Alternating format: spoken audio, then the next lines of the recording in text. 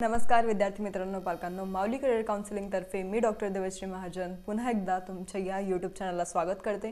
आणि आज आपण परत एकदा एक नवीन नोटीस घेऊन आलेलो आहे, जी खूप कन्फ्युजिंग नोटीस विद्यार्थ्यांसाठी आहे आणि विद्यार्थ्यांचे खूप सारे इन्क्वायरीज आतापर्यंत सकाळीच आमच्यापर्यंत पोहोचले। पालकांचे पण खूप कॉल्स आले, खूप मेसेजेस आले की BMSचं शेड्यूल आधी कसं काय आलं। कारण मोस्टली काय राहतं माहिती आहे का, MBBSचं जे शेड्यूल राहतं ना, त्याची जी जॉइनिंग राहते थर्ड राउंडची, त्याच्यानंतर आपले BMSचं शेड्यूल जे आहे ते जाहीर होत राहतं आणि त्याच्यानंतर आपली BMSची काउन्सिलिंग जी आहे ती चालू होत राहते। तर आधी हे शेड्यूल डिस्कस करायच्या आधी मी तुम्हाला एकदा CET सेलची वेबसाईट दाखवून देते। या वेबसाईटला तुम्हाला इथं दिसत असेल की कालच आपली जी नोटीस आहे ती नोटीस नंबर 21 आली होती, जी की पोस्टपोनमेंट ऑफ कॅप राउंड 3 बद्दल आली होती। म्हणजे MBBS BDSचं जे आपलं कॅप राउंड 3 आहे ते पोस्टपोन झालेलं आहे आणि त्याची अजून ओरिजिनल डेट काय, ॲक्च्युअल डेट्स काय ते अजून रिलीज झालेले नाही आहे। ते लवकरात लवकर रिलीज करण्याचा प्रयत्न करतील ते, असं त्यांनी त्या नोटीसमध्ये सांगितलेलं आहे आणि ते आपल्याला समजलं। काल 17 तारीख होती, 17 तारखेला एकतर आपल्याला ही नोटीस आली आणि दुसरं म्हणजे काय, तर दुसरं म्हणजे आपल्याला AA-CCCचा रिझल्ट जो आहे तो पब्लिश झालेला दिसला। आता यात नवीन काय झाला, तर तुम्ही म्हणणार की यात नवीन काय, AA-CCCचा रिझल्ट जो आहे तो पब्लिश होणारच होता आणि तो झालाय। पण जे विद्यार्थी ज्यांचे चांगले स्कोर असतील किंवा ज्यांचे खूप कमी स्कोर असतील, जे डीमसाठी अप्लाय करत असतील किंवा जे ऑल इंडिया कोटा गव्हर्नमेंटसाठी अप्लाय करत असतील, आता त्यांच्यासाठी ही खूप कन्फ्युजिंग गोष्ट जी आहे ती झालेली आहे। काय झालं एक्झॅक्टली, MCC जे त्यांचं शेड्यूल मोस्टली खूप एक्सटेंड करत आहे आणि आता 27 किंवा 28 वेळा त्यांनी त्यांचं शेड्यूल जे ते एक्सटेंड केलेलं आहे, पोस्टपोन केलेलं आहे आणि अजून पण आपल्याला काही ती ॲक्च्युअल डेट जी आहे भेटत नाही आहे आणि MCCने अजून काही त्यांची ऑफिशियल नोटीस जी आहे ती तयार केलेली नाही आहे ऑन पोस्टपोनमेंट ऑफ डेट्स। ते फक्त पोस्टपोन करत चालले।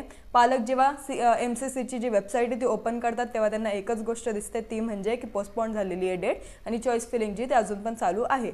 आपण रिझल्टची वाट बघतोय आणि रिझल्ट अजूनपर्यंत MCC पब्लिश करत नाही आहे। तर मोस्टली काय होतं, दरवर्षाप्रमाणे या वर्षी ती अशी गोष्ट आहे की MCCच्या थर्ड राउंड नंतर AA-CCCने त्याचं थर्ड राउंड जो आहे तो कंडक्ट केला पाहिजे होता आणि AA-CCCने पण आता एक्सटेंड केलं पाहिजे होतं। पण रादर दॅन दॅट आपल्याला दिसतंय की MCCच्या अगोदरच AA-CCCने त्यांचा जो थर्ड राउंडचा रिझल्ट आहे तो पब्लिश करून टाकलेला आहे। म्हणजे AA-CCC त्यांच्या प्रतीने खूप नीट त्यांचं शेड्यूल जे आहे ते फॉलो करत आहे। पण आता गोष्ट येते विद्यार्थ्यांवर की त्यांनी आधी काय करावं, कारण विद्यार्थी मोस्टली MBBS BDSला आधी प्रेफरन्स देतात आणि मग जर तिथं नाही नंबर लागला तर ते ऑप्शनमध्ये ठेवतात BMS। तर त्यांच्याकडे आता एकच ऑप्शन आहे, ते म्हणजे डायरेक्ट AA-CCCच्या स्ट्रे वॅकन्सीला एकतर अप्लाय करणे BMSसाठी, MBBSची वाट बघणे थर्ड राऊंडपर्यंत, किंवा आधीच थर्ड राऊंडला BMSसाठी अप्लाय करून देणे। जर नंबर लागला तर तिथं घ्यावंच लागेल आणि तुम्हाला MBBS BDSची काउन्सिलिंग पण करता येणार नाही, नाहीतर तुम्ही पूर्ण ग्रुप B मधून जे बाहेर पडणार आणि तुम्हाला MBBS BDSची काउन्सिलिंग जी ती करावं लागेल।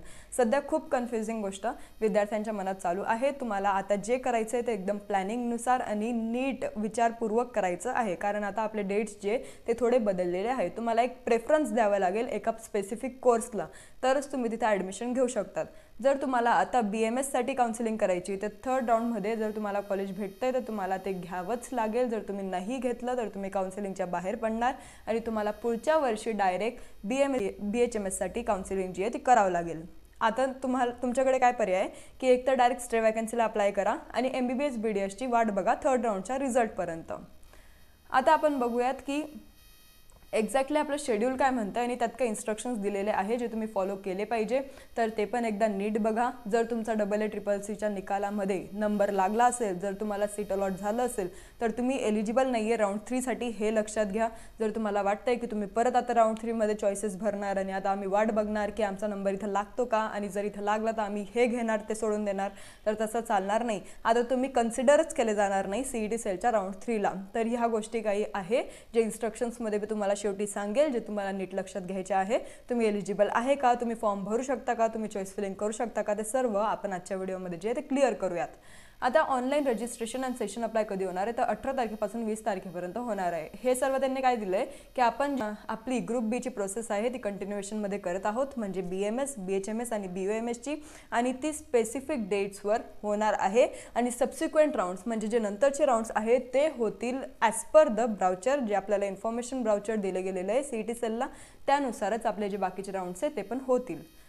तर online registration payment of registration fees आणि कलर्ड स्कॅन डॉक्युमेंट्स आपल्याला कधी करायचे तर 18 ते 20 तारखेपर्यंत आपल्याला ही मुदत जी आहे ती या दरम्यान आपल्याला या तारखेच्या दरम्यान आपलं रजिस्ट्रेशन पण करायचं आहे, आपली फीस पण पेमेंट करायची आहे आणि त्यानंतर आपले जे कलर्ड स्कॅन डॉक्युमेंट्स आहे आपले सर्व डॉक्युमेंट्स ते अपलोड करायचे आहे। आता इथं रजिस्ट्रेशन कोणी करावं ते विद्यार्थी ज्यांनी सेकंड राऊंडमध्ये सीट सोडलं असेल, फ्री एक्झिट घेतली असेल त्याच विद्यार्थ्यांनी इथं रजिस्ट्रेशन करावं। ज्या विद्यार्थ्यांनी आतापर्यंत केलं नसेल त्यांनीच करावं, ज्यांनी ऑलरेडी केलं असेल त्यांना परत करायची गरज नाही आहे।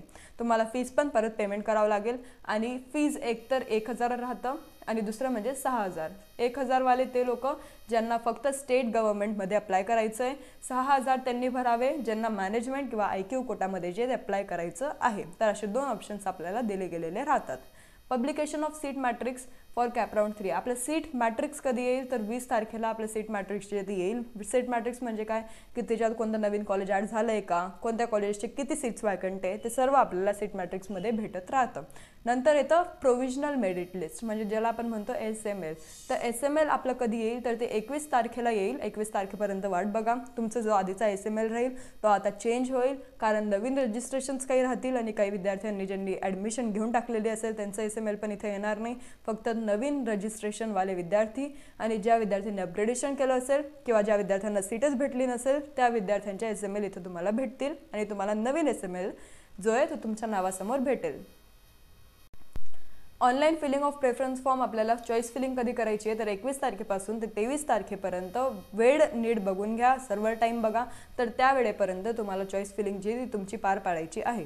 डिक्लेरेशन ऑफ कॅप राऊंड 3 म्हणजे आपली सिलेक्शन लिस्ट म्हणजे आपला रिझल्ट कधी येणार आहे तर 25 तारखेला आपला जो रिझल्ट आहे तो येणार आहे। आपला जो MBBS BDSचा रिझल्ट आहे तो 17 तारखेला म्हणजे कालच यायला पाहिजे होता आणि आपल्याला तिथं सांगितल्याप्रमाणे आपण ऑलरेडी आपल्या आधीच्या व्हिडिओमध्ये सांगितलं होतं की पोस्टपोन होण्याची शक्यता आहे आणि ते पोस्टपोन झालेलं आहे। तर मोस्टली तो रिझल्ट आपल्याला जेव्हा भेटेल तेव्हा भेटेल, पण आपली जी BMS BHMSची सिलेक्शन लिस्ट आहे ती आपल्याला 25 तारखेला आलेली दिसेल कारण यांनी आता पोस्टपोन केलेलं नाही आहे आणि एक्सपेक्ट नाही करू शकत आपण की ते पुढे पण पोस्टपोन करतील। तर आपण हीच डेट जी आहे ती धरून चालूयात। नंतर physical joining and filling of status retention form म्हणजे काय, तिथं जाऊन ॲडमिशन घेणं, स्टेटस रिटेन्शन फॉर्म भरणं ते तुम्हाला 26 तारखेपासून ते 30 तारखेपर्यंत जे ते करायचं आहे संध्याकाळी 5:30 वाजेपर्यंत। तुम्हाला तिथं डॉक्युमेंट्स न्यायचे, DD न्यायचं आहे, डॉक्युमेंट्सचे 5 झेरॉक्स कॉपीज न्यायचे, पेनड्राईव्हमध्ये पण डॉक्युमेंट्स जे ते टाकून जा आणि डॉक्युमेंट्ससह DD आणि त्यातल्या त्यात तुम्हाला स्टेटस रिटेन्शन फॉर्म तिथं भरायचा आहे, सोबत अलॉटमेंट लेटर जे ते नक्की घेऊन जा, विसरू नका। आणि तुम्हाला राऊंड 3ला जे ते मॅन्डेटरी आहे ॲडमिशन घेणं म्हणून तुम्ही जर कॉलेजेस टाकत असणार तर तेच कॉलेजेस टाका जे तुम्हाला घ्यायचे आहे 100%। जे तुम्हाला घ्यायचेच नाही आहे ते कॉलेजेस टाकूच नका कारण आता राऊंड 3मध्ये तुम्हाला कोणतं पण कॉलेज भेटलेलं घेणं अनिवार्य आहे, नाही तर तुम्ही बाहेर पडणार। आता काही इम्पॉर्टंट इन्स्ट्रक्शन्स आपल्याला दिले गेलेले स्टेट काउन्सिलिंगबद्दल तर ते आपण डिस्कस करूयात। पहिला पॉईंट आपला म्हणतोय की candidates have already registered need not register again म्हणजे ज्यांनी ऑलरेडी रजिस्ट्रेशन जे ते त्यांचं केलं असेल त्यांना परत रजिस्ट्रेशन करायची गरज नाही आहे। Candidates have cancelled or not joined allotted seat BMS BHMS BUMS for cap round 2 has to unlock application and submit form once again and make payment from candidate log in. ज्यांनी त्यांचं seat जे ते cancel केलं असेल किंवा जॉईनच केलं नसेल किंवा कॉलेजला गेलेच नसणार तर त्यांना ते अलॉटेड सीट जे BMS BHMS BUMSचं ग्रुप बीचं कॅप राऊंड 2चं ते अनलॉक करायचं आहे। आता त्यांचं ॲप्लिकेशन जे तिथं अनलॉकचं ऑप्शन येईल तिथं तुम्हाला क्लिक करायचं आहे आणि परत एकदा तुमचा जो फॉर्म आहे तो सबमिट करायचा आहे आणि तुमचं पेमेंट जे ते परत एकदा कॅन्डिडेट लॉग इनमधून करायचं आहे। This choices filled by candidates for cap round 2 will be treated as null and void.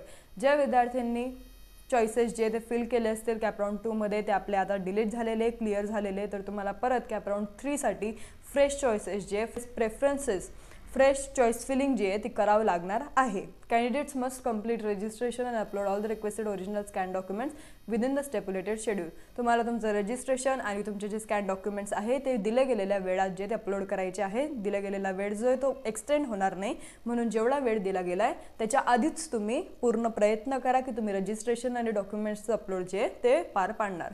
Candidates allotted a seat in all India quota round 3 of EEEC will not be considered for cap round 3 and subsequent round for state counseling। आता ही खूप महत्त्वाची गोष्ट आहे। All India कोटामध्ये round 3 मध्ये, म्हणजे कोणती तर double triple C मध्ये ऑल इंडिया कोटा राऊंड 3 मध्ये ज्यांना सीट भेटलं असेल ते विद्यार्थी आता कॅप राऊंड 3 मध्ये आणि पुढील येणारे स्टे वॅकन्सी राऊंड्स मध्ये आता ते एलिजिबल नाहीये, म्हणजे त्यांना कन्सिडर केलं जाणार नाही, कारण त्यांना ऑलरेडी सीट जी आहे ती डबल ट्रिपल सी ला भेटलेली आहे. जर तुम्ही तिथं ती सीट सोडली तर तिथं तुमचं डिपॉझिट पण जाईल, जे तुम्ही 50,000 भरलेलं आहे ते पण जाईल, त्यात तुमची काउन्सिलिंग पण जाईल, डबल ट्रिपल सी तिथं जाईलच, पण सीईटी साईडची पण काउन्सिलिंग जाईल, म्हणजे तुमच्या हातात काहीच राहणार नाही. म्हणून तिथे जर तुम्हाला सीट भेटलंय तर ते सीट हातात घेऊनच घ्या, तिथे जाऊन ॲडमिशन आता करणं तुम्हाला गरजेचं आहे. It's mandatory to join the allotted seat of cap round 3. Candidates who are allotted a seat in cap round 3 will not be considered for subsequent rounds. ज्या विद्यार्थ्यांना कॅप राऊंड 3 मध्ये सीट अलॉट होते तर त्यांना ते सीट घेणं mandatory आहे. ते सीट ती सोडू शकत नाही. जर त्यांनी सोडली तर ते एकतर बाहेर पडतील राऊंड्सच्या, आणि जर तुम्ही सीट घेताय कॅप राऊंड 3 मध्ये तर तुम्ही पुढच्या राऊंडसाठी एलिजिबल नाही आहे, कारण तुम्ही तिथं ॲडमिशनच करून येणार आहे. आता अपग्रेडेशन तर पॉसिबल नाही आहे आणि अपग्रेडेशन आपल्याला अवेलेबल पण केलं गेलेलं नाही आहे. Irrespective whether they join or do not join the allotted seat of cap round 3. Irrespective म्हणजे तुम्ही एकतर जॉईन करा किंवा नका करू, पण तरी तुम्ही एलिजिबल नाही आहे पुढच्या राऊंडसाठी. Candidate should also ascertain his eligibility for admission for the various courses before filling up the registration form. तुम्हाला ती तुमची एलिजिबिलिटी ती चेक करायची आहे ॲडमिशन करण्याच्या आधी. तुमचे जे वेरियस कोर्सेस आहे MBBS, BDS, BMS, BHMS त्या सर्वांच्या आधी, त्या सर्वांमध्ये ॲडमिशन घेण्याच्या आधी तुम्ही एलिजिबल आहात का तेवढं तुम्हाला चेक करायचं आहे. बाकी जी इन्फॉर्मेशन आहे ती PWD कॅन्डिडेटसाठी दिली गेलेली आहे. आपल्याला सर्वात महत्त्वाचं काय तर इथं तुम्ही एक गोष्ट लक्षात घ्या की any claim for converting from open general category to reserved category after submission and payment shall not be entertained. जर तुम्ही आता रजिस्ट्रेशन करत असणार, जर तुम्ही पेमेंट करत असणार तर त्याच्या आधी चेक करा की आपण कोणती कॅटेगरी जी सिलेक्ट केलेली आहे. जर आपण रिझर्व्ड कॅटेगरीमध्ये येतोय आणि चुकून आपण ओपन किंवा जनरल कॅटेगरी जी आहे ती सिलेक्ट करत आहोत तर नंतर आपल्याला चेंजेस करण्याचा काहीच तिथं राईट दिले गेलेला नाही आहे. एकदा जर पेमेंट झाली म्हणजे तुमचं फॉर्म जे आहे ते सबमिट झालेलं आहे तर तुम्ही तिथं परत एडिट करू शकत नाही. म्हणून एकदा कॅटेगरी नक्की चेक करून घ्या सबमिट करण्याच्या अगोदरच. बाकी सर्व जी इन्फॉर्मेशन आहे ती आपण एकदम इन डिटेल जी दिली गेलेली आहे. तर तुम्ही बाकीच्या व्हिडिओज पण बघू शकतात. बाकीच्या व्हिडिओजमध्ये DD कसं सबमिट करायचं, डॉक्युमेंट्स कोणते घ्यायचे ते सर्व आपण शेअर केलेलं आहे ह्या यूट्यूब चॅनलला.